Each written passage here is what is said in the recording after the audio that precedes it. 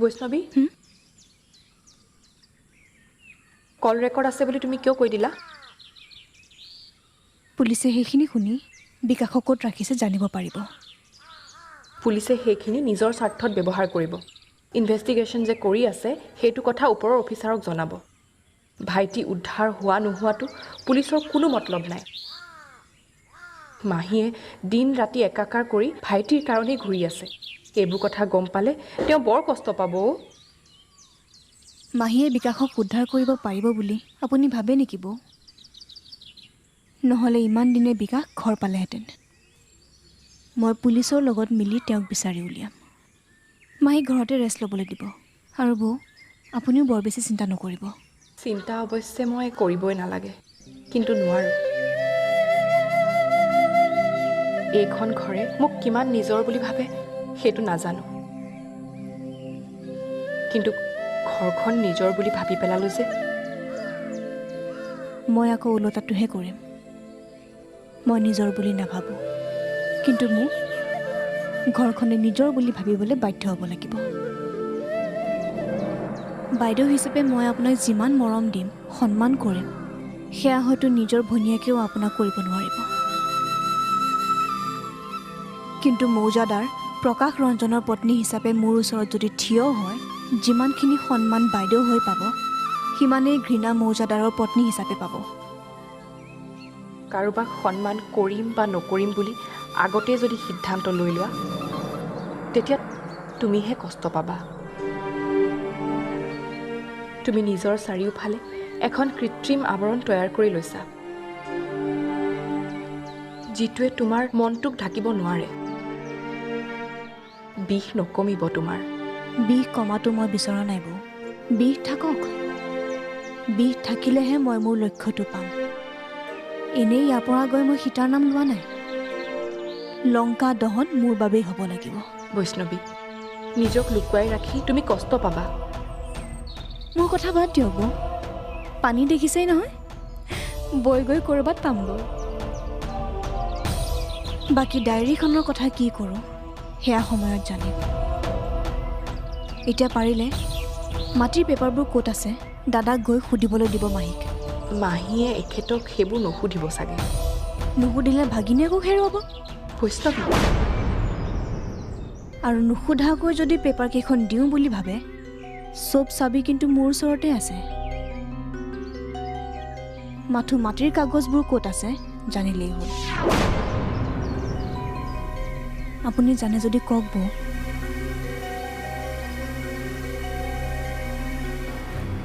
তোক মাটিৰ কাগজ লাগে, মই আনি দিম।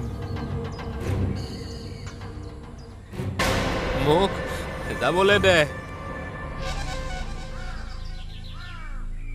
মোক এনেই তহঁতৰ গাঁৱত যে ককাই আৰু তই মিলি ঠগাও, সেইবোৰ মানুহৰ মাজৰ বুলি ভাবিছ নেকি?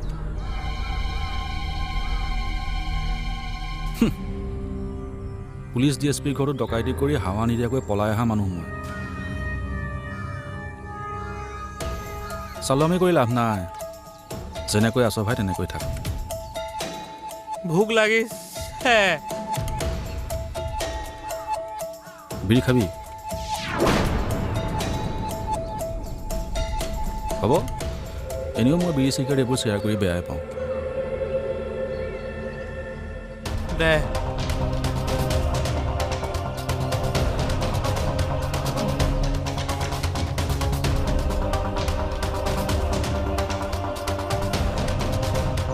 হাইঠা চৰাই বোলে মাটিত নপৰে। মাটিত হাইঠা পৰা চাবলৈ বহুত চেষ্টা কৰিলোঁ, আজি দেখা পালোঁ।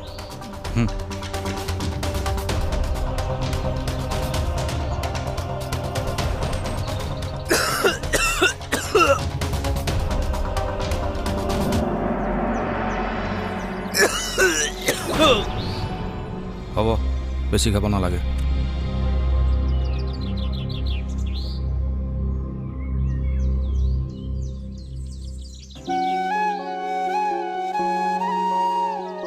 বেয়া নাপাবা, বহুত দেৰি হৈ গ'ল। টেম্পুখন ইমান ৰাখি ৰাখি দেৰি মানে 1 ঘণ্টা দেৰি হ'ল আংকল। আপুনি বহকচোন আগত।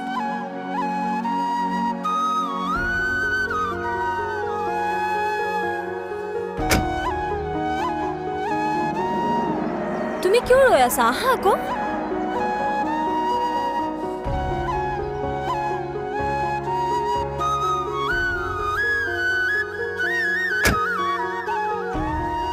দাদা অকণমান জলদি যাব দেই হ'ব বাইদেউ এই দেৰি হোৱাৰ কাৰণে আকৌ কেঞ্চেল হ'ব নেকি নাজানো আৰু মই তাকেই ভাবি আছোঁ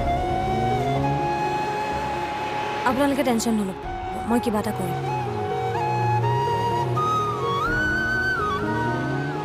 তুমি কাপোৰকেইটা লৈ লৈছানে তুমি একদম চিন্তা নকৰিবা যি হ'ব চব ভালেই হ'ব তুমি একদম সাহসী হৈ থাকা Sorry.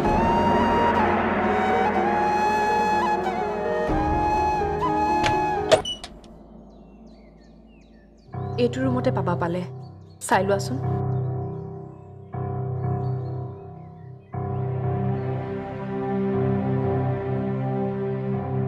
বৌ এইটো ৰুম কিয় খুলি দিলে ছাৰে গম পালে গালি পাৰিব তুমি ছাৰৰ গালিলৈ ভয় কৰিছা ইতিহাস জানিব খোজা নেকি এটা সময়ত কি হৈছিল কোনে বৈষ্ণৱী তেখেত জেলত আছে ভাইটিক তেখেতে বচাব নোৱাৰে আমিয়ে বচাব লাগিব বৈষ্ণৱী তুমি চোৱাচোন তাতে আলমাৰী এটা আছে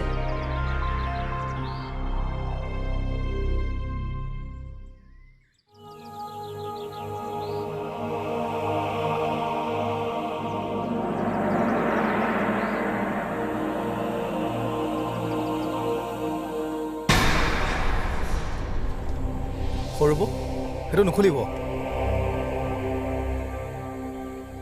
ছাৰে খুব গালি পাৰিব মোক ওলাই আহক তুমি যোৱাচোন মকবুল বৈষ্ণৱী কিডনেপাৰে বিচৰা কাগজখিনি আছেনে চোৱাচোন ছাৰৰ এইকেইদিনতে জামিন হ'ব ওলাই আহিয়ে মোক ধৰিব ওলাই নাহে কিয় হ'ব তোমাক মই যাবলৈ কৈছোনে নাই এইখন আমাৰ ঘৰ এইখন ঘৰৰ ডাঙৰ বোৱাৰী হিচাপে দেওৰটোৰ প্ৰতি মোৰ দায়িত্ব আছে তুমি এইবোৰৰ মাজত নোসোমাবা যোৱা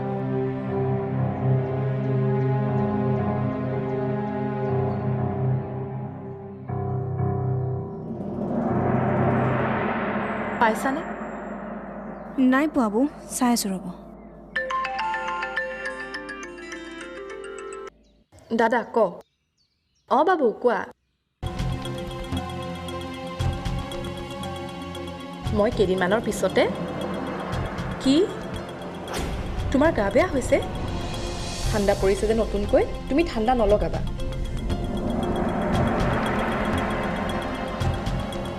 দেওবাৰে মই যাম নহয় তুমি এইকেইদিন মামাৰ লগতে থাকা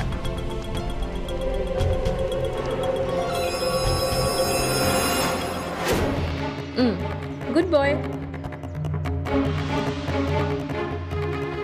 পালানে কিবা বৌ পাইছোঁ এখন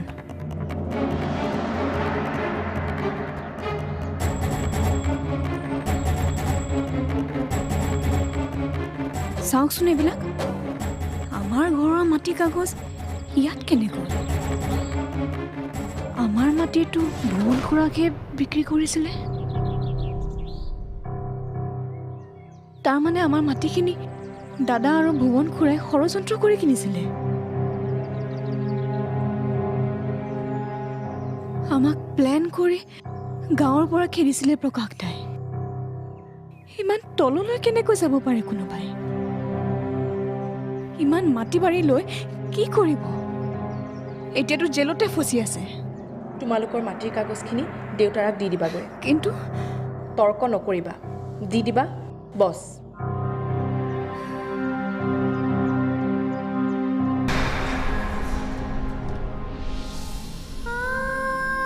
তাৰ মাতটো সঁচাকৈ ঘূৰাই আনা প্ৰভু মই যি কৰিব লাগে তাকেই কৰিম সি কথা ক'ব পৰা হ'বলৈ যদি মই মৰিও থাকিব লাগে মৰি থাকিম পাহৰি যাওঁ মোৰ প্ৰতিশোধ লোৱাৰ কথা মাথো তাক ঠিক কৰি দিয়া প্ৰভু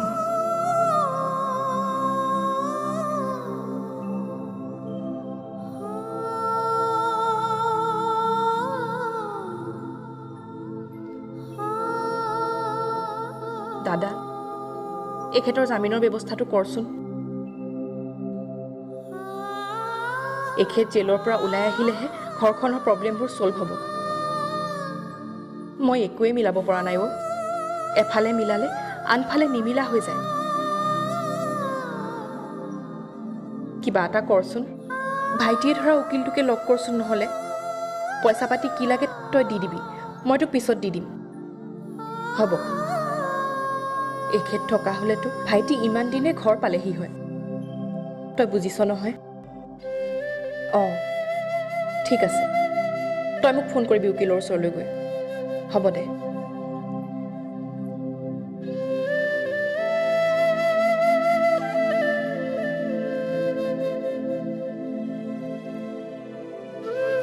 আপোনাক কিমানখিনি বেয়া ব্যৱহাৰ কৰাৰ পাছতো প্ৰকাশ দাক জেলৰ পৰা উলিয়াব খুজিছে। শান্তিত আছে এতিয়া। শান্তি ভাল নালাগে নেকি আপোনাৰ? ঘৰখনৰ মূল মানুহটো নাথাকিলে কিহৰ শান্তি? আৰু মোক কৰা ব্যৱহাৰ আমাৰ গিৰিয়েক ঘৈণীয়েকৰ মাজৰ কথা, তুমি মাজত সোমাব নালাগে। আপোনাক ৰাতি ঘৰৰ পৰা গটিয়াই বাহিৰ কৰাটো গাঁৱৰ বহুত মানুহে দেখিছে বৌ। চকু আছে যেতিয়া দেখিবই। আপুনি যে বাহিৰত বহি কান্দি আছিলে, সেয়া কি চকু আছে বাবে কান্দিছিলে? সন্মান তাকহে কৰিব যি সন্মানৰ যোগ্য। মোৰ চিন্তাটো ওলোটা। সন্মান পাই পাই সন্মানৰ অযোগ্য মানুহেও নিজকে সন্মানৰ যোগ্য কৰিবলৈ চেষ্টা কৰে। আপোনাৰ এই ভুল ধাৰণাটো সোনকালে আঁতৰাওক, নহ'লে কিন্তু কষ্ট শেষ নহ'ব।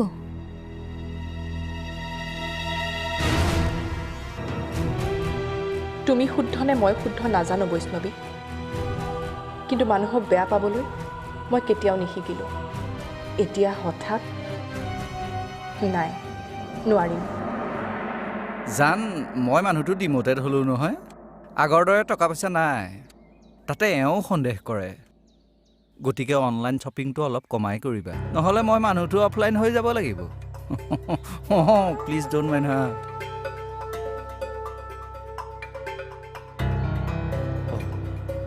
জানে মাইণ্ড কৰি দিলে যে। যাওক, এনেকৈ লাহে লাহে খুদাডাল ছিগিলেও ছিগক। ছেকেণ্ড অফিচাৰ হৈ দুখন ঘৰ চলাই থাকিব নোৱাৰি নহয়। ছাৰ, অকলে অকলে কাৰ লগত কথা পাতি আছে? ফুকন দা, এই প্ৰশ্নৰ বেলেঞ্চ ৰাখি প্ৰশ্ন কৰিবহে।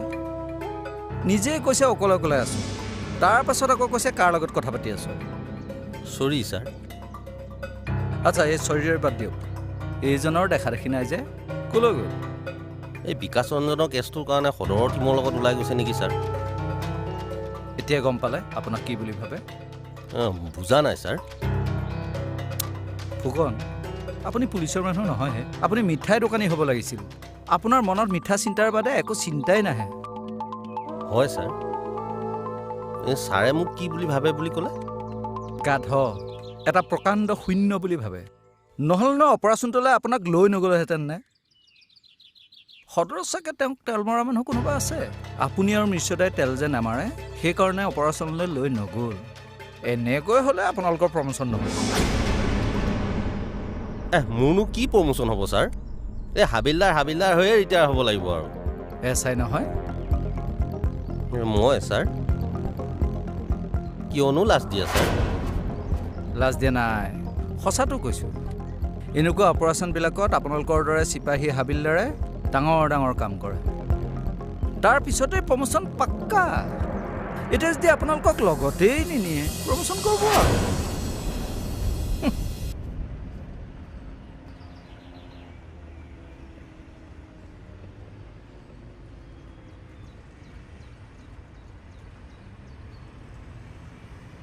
$20 দুকাপত $20।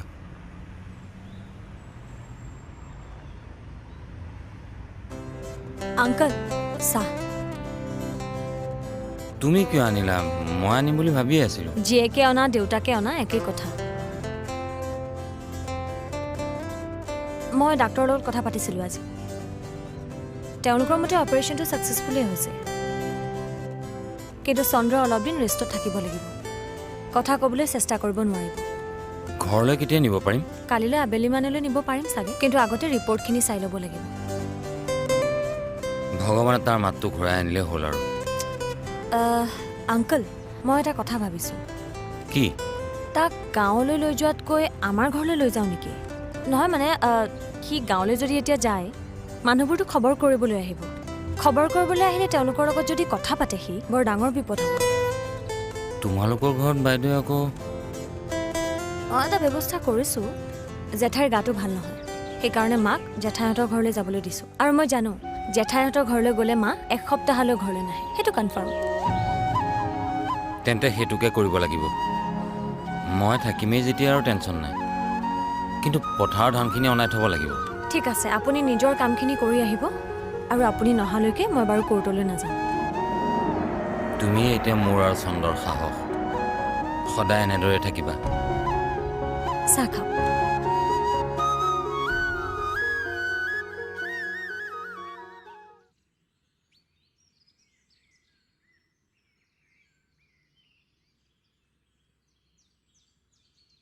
ডেটিক মাটিৰ দলিলখন কেনেকৈ দিওঁ মই দিলেতো কোনো পধ্যেই নল'ব হয়তো ফালি পেলাব কি কৰোঁ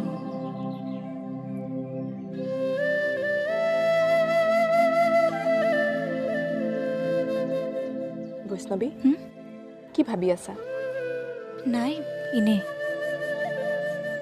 তুমি কালি মোক কোৱা কথাখিনি ৰাতিটো ভাবিলোঁ তাৰ পিছতো কিন্তু তোমাৰ দৰে এইখন ঘৰক বেয়া পাব নোৱাৰিলোঁ তুমি বেয়া নাপাবা এখেতে মোৰ লগত পত্নীৰ দৰে ব্যৱহাৰ নকৰাৰ বাবে মনত দুখ লাগিব পাৰে কিন্তু পত্নী হিচাপে মই মোৰ দায়িত্ব পালন কৰিবই লাগিব আপোনাৰ এই সহজ সৰল স্বভাৱটোৱেই সুবিধা লয় এইখন ঘৰৰ মানুহে মনে মনে কোৱা মাহীয়ে শুনিব নুশুনে পুৱাই ওলাই গৈছে